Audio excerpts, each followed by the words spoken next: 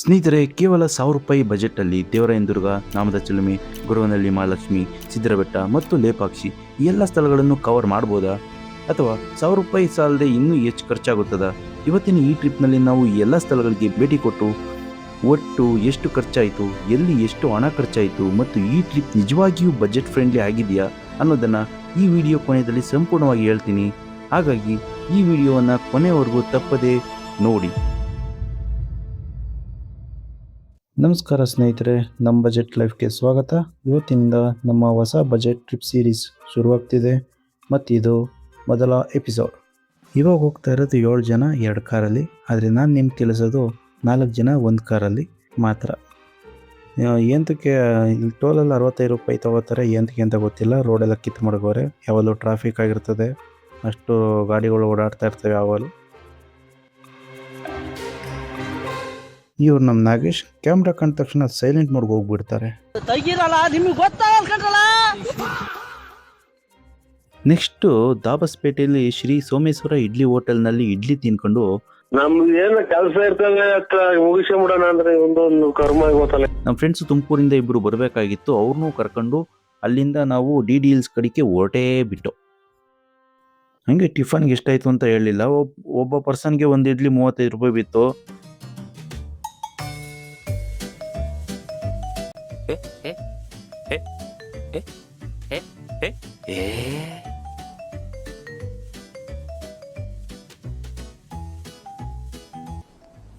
Depression.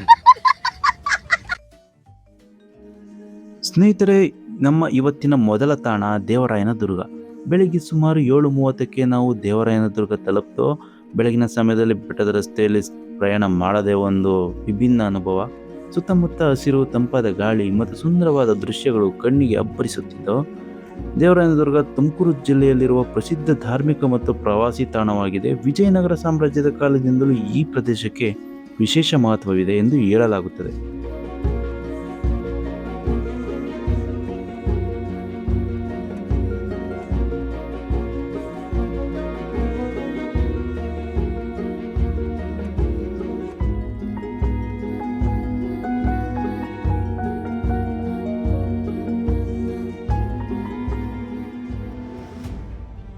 ಮೊದಲು ನಾವು ಹೋಗಿದ್ದೆ ಬೆಟ್ಟದ ಮೇಲಿರೋ ಯೋಗ ನರಸಿಂಹಸ್ವಾಮಿ ದೇವಸ್ಥಾನಕ್ಕೆ.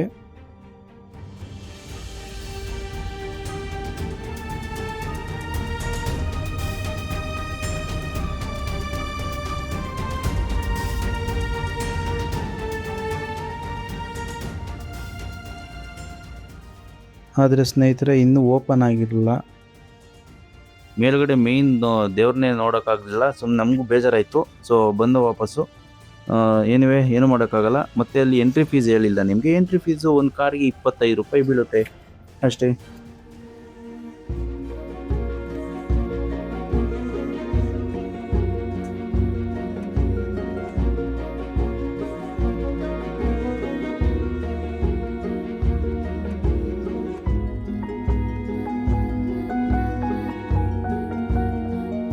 ಸೊ ಇನ್ನೇನು ಮಾಡೋದು, ಬಂದು ಏನು ದೇವಸ್ಥಾನ ದರ್ಶನ ಆಗಲಿಲ್ಲ, ಬೇಜಾರಾಯಿತು. ಮೇಲೆ ಏನು ಮಾಡೋದು, ಇನ್ನೇನು ಮಾಡೋದು, ಬಂದಿರೋದಕ್ಕಾದ್ರು ಫೋಟೋ ಹೊಡ್ಕೊಂಡು ಹೋಗೋಣ ಅಂತ ಎಲ್ಲರೂ ಫೋಟೋ ಎಲ್ಲ ಹೊಡ್ಕೊಂಡು ವಿಡಿಯೋ ಮಾಡ್ಕೊಂಡು ಎಲ್ಲ ನಮ್ಮ ಪಾಡು ನಾವು ಅಲ್ಲಿಂದ ಬಿಟ್ಟು ಕೆಳಗಡೆ ಭೋಗ ನರಸಿಂಹಸ್ವಾಮಿ ದೇವಸ್ಥಾನದ ಕಡೆಗೆ ಬಂದು. ಅದಾದಮೇಲೆ ನಾವು ಕೆಳಗಿರೋ ಭೋಗ ನರಸಿಂಹಸ್ವಾಮಿ ದೇವಸ್ಥಾನಕ್ಕೆ ಬಂದು ಅಲ್ಲೂ ಅಷ್ಟೇ ಬೆಳಗ್ಗೆ 9 ಗಂಟೆಗೆ ಓಪನ್ ಆಗೋದು ಅಂತ ಗೊತ್ತಾಯಿತು. ನಮಗಂತೂ ಡಿಸಪಾಯಿಂಟ್ಮೆಂಟು. ಬಂದಿದ್ದು ಮೊದಲನೇ ಟೈಮೇ ಏನು ನೋಡೋಕ್ಕಾಗಲಿಲ್ಲ. ಬಟ್ ಆದ್ರೂ ಇಲ್ಲಿ 9 ಗಂಟೆಗಲ್ವಾ ಬರೋಣ, ಮೊದಲು ನಾಮದ ಚಿಲುಮೆಗೆ ಹೋಗ್ಬಿಟ್ಟು ಬರೋಣ ಅಂದ್ಬಿಟ್ಟು ನಾವು ನಾಮದ ಚಿಲುಮೆ ಕಡೆಗೆ ಹೊರಟು. ನಾಮದ ಚಿಲುಮೆಗೆ ಹೋಯ್ತಾ ಮಧ್ಯದಲ್ಲಿ ಹಂಗೇನೆ ದೇವರಾಯನದುರ್ಗ ವ್ಯೂ ಪಾಯಿಂಟ್ ಅಂತ ಸಿಗುತ್ತೆ. ನೀವು ಆರಾಮಾಗಿ ಅಲ್ಲಿ ಹೋಗಿ ನೋಡಿ, ಅಲ್ಲಿ ಒಳ್ಳೆ ವ್ಯೂ ಪಾಯಿಂಟು ಚೆನ್ನಾಗೈತೆ. ಸುತ್ತಮುತ್ತ ಹಸಿರು ವಾತಾವರಣ ಚೆನ್ನಾಗೈತೆ. ಮಾತ್ರ ನೀವು ಹೋಗಿ ನೋಡಿ, ಅದನ್ನು ಫೋಟೋ ಗಿಟೋ ಎಲ್ಲ ತಗೊಳ್ಳೋಕ್ಕೂ ಚೆನ್ನಾಗೈತೆ ಪ್ಲೇಸ್.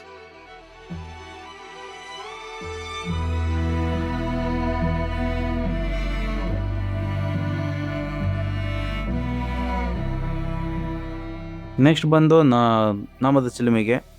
ಇಲ್ಲಿ ಎಂಟ್ರಿ ಫೀಸ್ ಒಬ್ರಿಗೆ ₹20 ಬೀಳುತ್ತೆ. ನಿಮಗೆ ರೈಟ್ ಸೈಡು ಜಿಂಕೆಗಳು ಕಾಣಿಸ್ತವೆ. ತುಂಬ ಜಿಂಕೆಗಳಿದ್ದಾವೆ, ಚೆನ್ನಾಗಿ ಮೇಂಟೈನ್ ಮಾಡಿದ್ದಾರೆ ಅಂತಲೇ ಹೇಳ್ಬೋದು.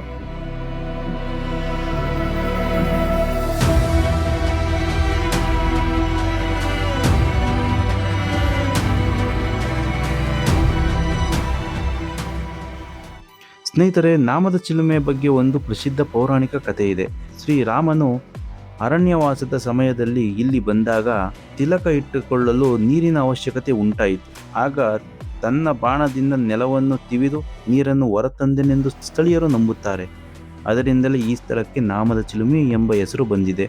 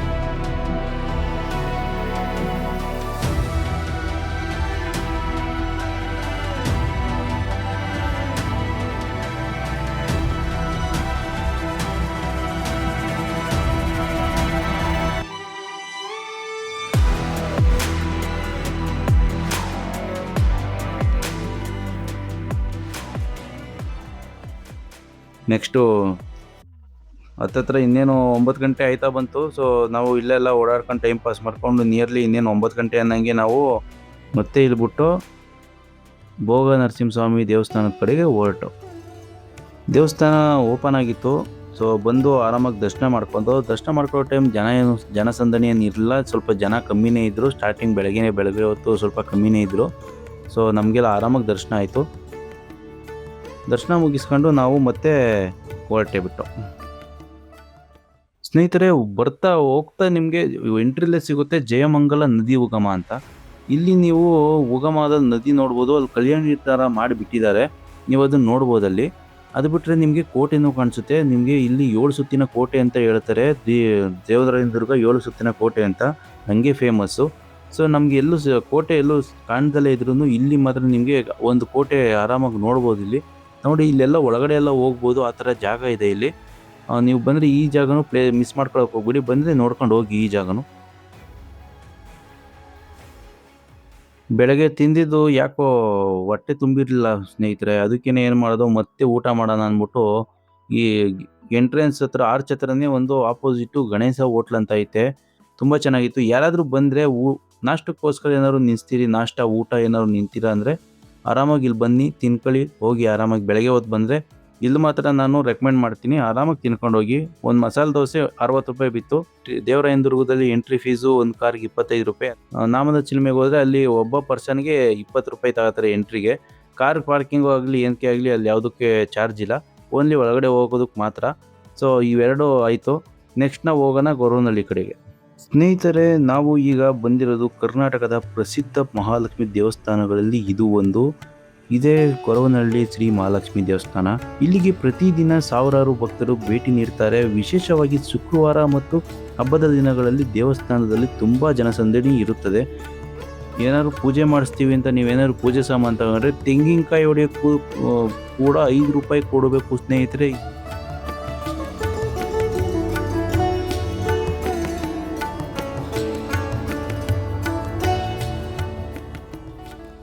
ಸ್ನೇಹಿತರೆ, ಇದು ದೇವಸ್ಥಾನ ಓಪನ್ ಆಗೋದು 7 ಗಂಟೆ. 7 ಗಂಟೆಯಿಂದ ರಾತ್ರಿ ತನಕ ಇರುತ್ತೆ. ಆರಾಮಾಗಿ ಬರ್ಬೋದು, ನೋಡ್ಕೊಂಡು ಹೋಗ್ಬೋದು, ಏನು ತೊಂದರೆ ಇಲ್ಲ. ದಾಸೋಹನೂ ಇರುತ್ತೆ. ದಾಸೋಹ ಟೈಮು ಸ್ವಲ್ಪ ಗೊತ್ತಿಲ್ಲ. ನೀವು ಬಂದಾಗ ಒಂದು ಸ್ವಲ್ಪ ವಿಚಾರಿಸ್ಕೊಳ್ಳಿ ಅದನ್ನು. ನಾನು ಕೇಳೋದನ್ನು ಮರ್ತೆ ಅದನ್ನು.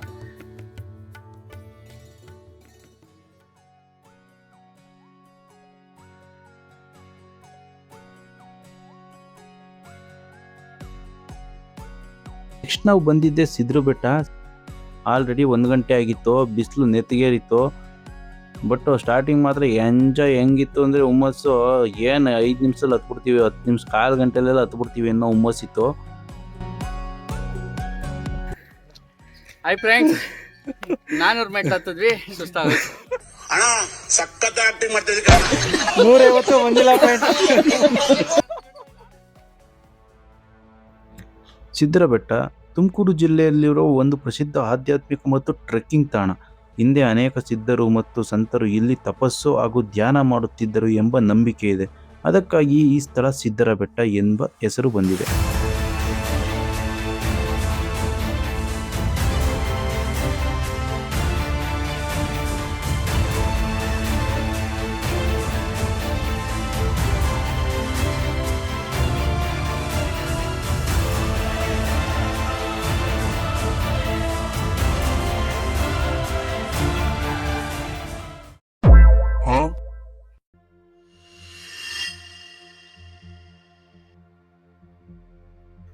ಎಲ್ಲ ಸುಸ್ತಾಗಿ ಹೋಗಿದ್ರಲ್ಲ ಅಂತ ಮಧ್ಯದಲ್ಲೇ ಹಣ್ಣು ಸಿಕ್ತು. ಹಣ್ಣು ತಗೊಂಡು ಹಣ್ಣು ತಿನ್ಕೊಂಡು ಅಲ್ಲಿಂದ ನಾವು ಹೊರಟು. ನೋಡೋಕೆ ವ್ಯೂ ಮಾತ್ರ ಸೂಪರ್ ಆಗೈತೆ. ಬಟ್ಟು ಬಂದಿದ್ದ ಟೈಮ್ ಸರಿ ಇರಲಿಲ್ಲ ಅಷ್ಟೇ. ನಾವು ಮಧ್ಯಾಹ್ನ ಟೈಮ್ ಬಂದು. ಆ್ಯಕ್ಚುಲಿ ಇಲ್ಲಿಗೆ ಬೆಳಗಿನ ಜಾವನೇ ಬಂದರೆ ಒಳ್ಳೇದು ಸ್ನೇಹಿತರೆ. ಇಲ್ಲಿಗೆ ನನಗಂತೂ ಈ ಜೀವನವೇ ಬೇಸರವಾಗೋದು. ಬಿಸಿಲಿದ್ದರಿಂದ ನೋಡಿ ಇಲ್ಲಿ ಯಾರೋ ಕುತ್ಕೊಳ್ಳಕ್ಕೆ ಚೆನ್ನಾಗಿ ಮಾಡಿದ್ದಾರೆ ತಾಣ. ನಮ್ ಸ್ಥಿತಿ ಹೆಂಗಾಗ್ಬಿಟ್ಟದೆ ಅಂದ್ರೆ ಗೋಯ್ದಪ್ಪ, ಯಾವ್ದೋ ಒಂದ್ ದಿಕ್ಕಿಲ್ದಲ್ಲಿರೋ ಎಣ ಹೊರಕ್ ಹೋಯ್ತೀವಿ ಅಂತ ತಿಳ್ಕೊ. ಅದಕ್ ಸಹಿತ ನಾವೇನಾರು ಒತ್ಕೊಂಡ್ಬಿಟ್ಟಿದೀವಿ ಅಂತ ಗೊತ್ತಾಗ್ಬಿಟ್ರೆ ಆಕಾಶಕ್ಕೆ ಹಂಗೆ ಪುರ್ರನಂಗ್ ಆರುಂಟೋಯ್ತದೆ ಕಡೆ. ಅಷ್ಟು ಎನರ್ಜಿ ಲಾಸ್ ಆಗಿತ್ತು ಇಲ್ಲಿ ಬರೋಷ್ಟೊತ್ತಿಗೆ.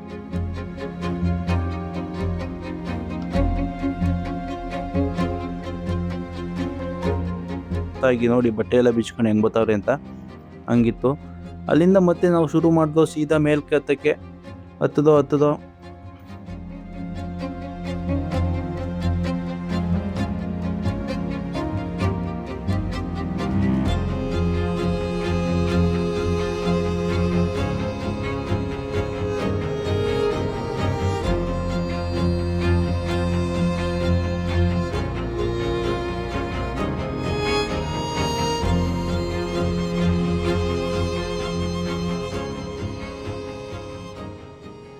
ಮೇಲೆಲ್ಲ ವ್ಯೂ ಮಾತ್ರ ಸೂಪರ್ ಆಗಿತ್ತು. ಬಂದರೆ ನೋಡ್ಕೊಂಡು ಎಲ್ಲ ಹಂಗೇನೆ ಬಂದು. ಪ್ಲೇಸ್ ಮಾತ್ರ ಬೆಂಕಿಯಾಗಿದೆ, ಮಸ್ತಾಗಿದೆ. ಒಳಗಡೆನೂ ದರ್ಶನ ಮಾಡ್ಕೊಂಡು ಮೈ ಮೇಲೆ ನೀರು ಹಾಕ್ತಾರೆ. ನೀರನ್ನ ನೀವು ಆ ಬಿಸಿಲು ಹೋಗಿದ್ದಕ್ಕೂ ಅದಕ್ಕೂ ಏನು ಚಳಿ. ಯಾವ ಎ ಸಿನೂ ಲೆಕ್ಕಿಲ್ಲ, ಯಾವ ಚಳಿಗಾಲನೂ ಅಲ್ಲ, ಅಷ್ಟು ತಂಪಾಗಿತ್ತು. ಅದು ಮೈ ಮೇಲೆ ಬರೀ ಬಟ್ಟೆ ಮೇಲೆ ಹಾಕಿಸ್ಕೊಂಡಿದ್ದರಿಂದ ಅದ್ರ ನೆಕ್ಸ್ಟ್ ಎನರ್ಜಿನೇ ಬೇರೆ. ನೀರೆಲ್ಲ ಸಿಗುತ್ತೆ, ಆ ಬೇರಿಂದ ಇಳಿಯೋದು ನೀರೆಲ್ಲ ಇದೆ ಅಲ್ಲಿ, ನೀವು ಅದು ನೋಡ್ಬೋದು.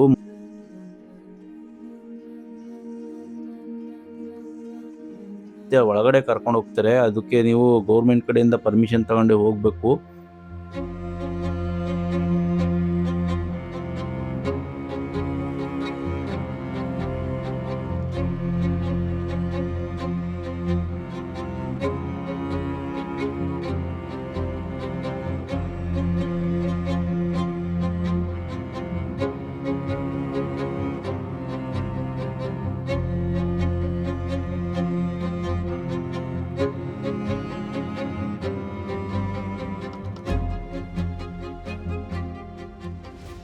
ಇಲ್ಲಿ ಮತ್ತೆ ಎಲ್ಲರೂ ಸಾಧು ಸಂತರು ಎಲ್ಲ ಬಂದು ಧ್ಯಾನ ಮಾಡೋ ಜಾಗ ಅಂತ ಹೇಳ್ತಾರೆ ಇಲ್ಲಿ. ಮತ್ತು ಇಲ್ಲೇ ಅಡುಗೆ ಮಾಡ್ಕೊಂಡು ಬೇಯಿಸ್ಕೊಂಡು ತಿಂತಾರೆ ಅಂತಲೂ ಹೇಳ್ತಾರೆ. ನೋಡಿ ಇದೇ ಪ್ಲೇಸು. ಇದೆಲ್ಲ ಚೆನ್ನಾಗಿತ್ತು. ಎಲ್ಲ ನೋಡ್ಕೊಂಡು ಅಲ್ಲಿಂದ ಹೋದೋ ನಾವು.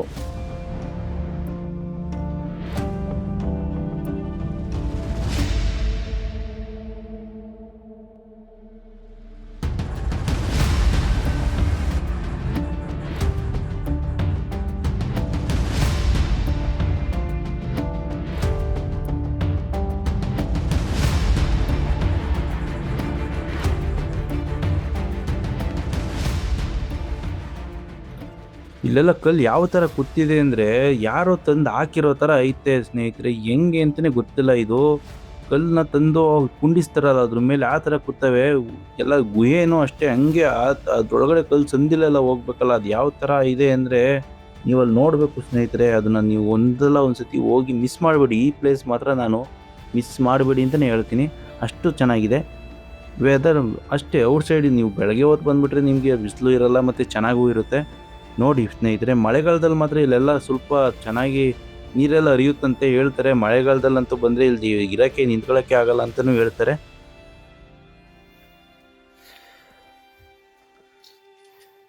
ಇವರು ಜಪ ಮಾಡ್ತಿದ್ದಾರೆ. ಶ್ರೀ ಪುನೀತಾನಂದ ಸ್ವಾಮಿಗಳು.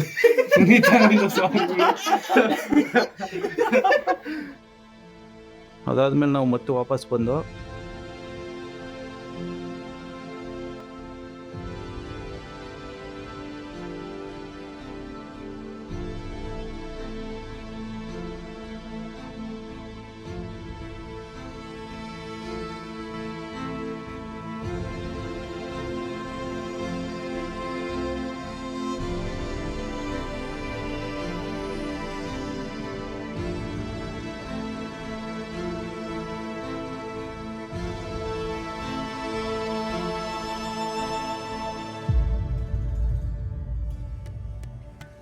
ವಾಪಸ್ ಬಂದು ದೇವ್ರೊಂದು ದರ್ಶನ ಎಲ್ಲ ನೀಟಾಗಿ ಆಯಿತು, ಎಲ್ಲ ಚೆನ್ನಾಗೇ ಆಯಿತು.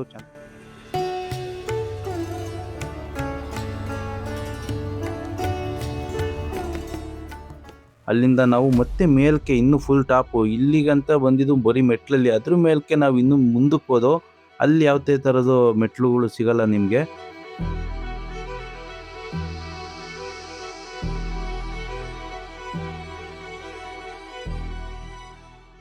ಆರಾಮಾಗಿ ಟ್ರೆಕ್ಕಿಂಗ್ ಪ್ಲೇಸ್ ಹೆಂಗಿರುತ್ತೋ ಆ ಥರ ಇತ್ತು ಮಾತ್ರ, ಮಸ್ತಾಗಿತ್ತು ಮಾತ್ರ ಅಲ್ಲಿ.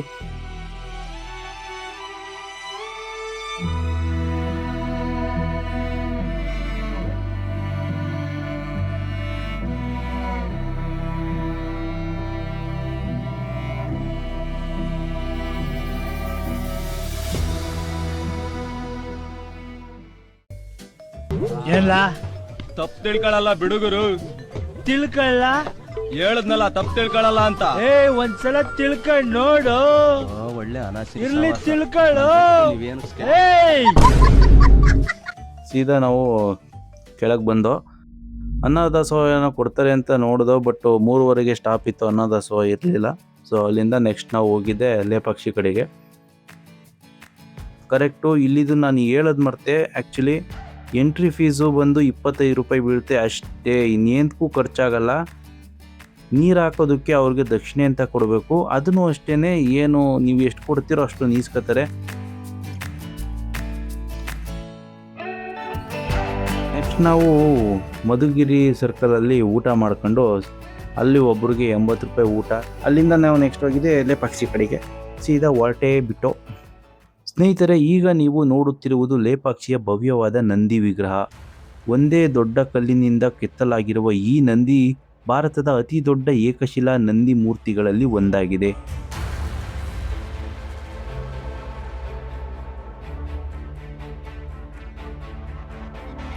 ನೆಕ್ಸ್ಟು ಅಲ್ಲಿಂದನೇ ನಿಮಗೆ ಕಾಣಿಸೋ ಜಟಾಯು ಪಾರ್ಕು. ನಾವು ಜಟಾಯು ಪಾರ್ಕು ಹೋಗಲಿಲ್ಲ, ಫಸ್ಟ್ ನಾವು ದರ್ಶನ ಮಾಡ್ಕೊಳ್ಳೋಣ ಅಂದ್ಬಿಟ್ಟು ವೀರಭದ್ರ ಸ್ವಾಮಿ ಕಡೆಗೆ ಹೊರಟು. ಸ್ನೇಹಿತರೆ, ಲೇಪಾಕ್ಷಿ ಆಂಧ್ರ ಪ್ರದೇಶದ ಶ್ರೀ ಸತ್ಯಸಾಯಿ ಜಿಲ್ಲೆಯಲ್ಲಿ ಇರುವ ಒಂದು ಐತಿಹಾಸಿಕ ತಾಣ. 16ನೇ ಶತಮಾನದಲ್ಲಿ ವಿಜಯನಗರ ಸಾಮ್ರಾಜ್ಯದ ಕಾಲದಲ್ಲಿ ವಿರೂಪಣ್ಣ ಮತ್ತು ವೀರಣ್ಣ ಎಂಬ ಇಬ್ಬರು ಅಧಿಕಾರಿಗಳು ಇಲ್ಲಿನ ಪ್ರಸಿದ್ಧ ವೀರಭದ್ರ ಸ್ವಾಮಿ ದೇವಸ್ಥಾನವನ್ನು ನಿರ್ಮಿಸಿದರು.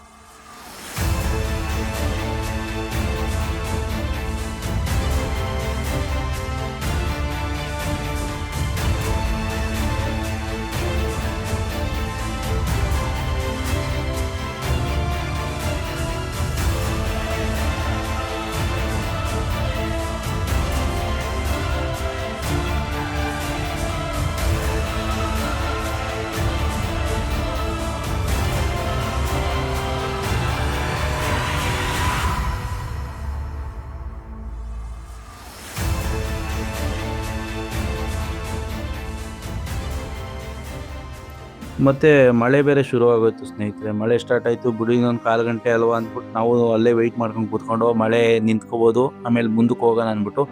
ಬಟ್ 1 ಅವರ್ ಆದರೂ ನಿಲ್ಲಿಲ್ಲ ಸ್ನೇಹಿತರೆ. 1 ಅವರ್ ಆದರೂ ಅಲ್ಲೇ ಕಾಯ್ಕೊಂಡು ನೈಟ್ ಆಗೋಯ್ತು. ಅಲ್ಲೇ ನಮಗೂ ಟೈಮ್ ವೇಸ್ಟ್ ಆಯಿತು, ಫುಲ್ಲು ನೋಡೋಕ್ಕೂ ಆಗಲಿಲ್ಲ ಅಲ್ಲೆಲ್ಲ.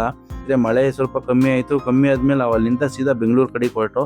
ಇವಾಗ ಎಷ್ಟಾಯಿತು ಏನಾಯಿತು ಅಂತ ನಿಮಗೆ ಈ ವಿಡಿಯೋದಲ್ಲಿ ಒಂದು ಹಾಕಿರ್ತೀನಿ ನೋಡಿ, ಇಷ್ಟ ಆಗುತ್ತೆ ಒಬ್ರಿಗೆ.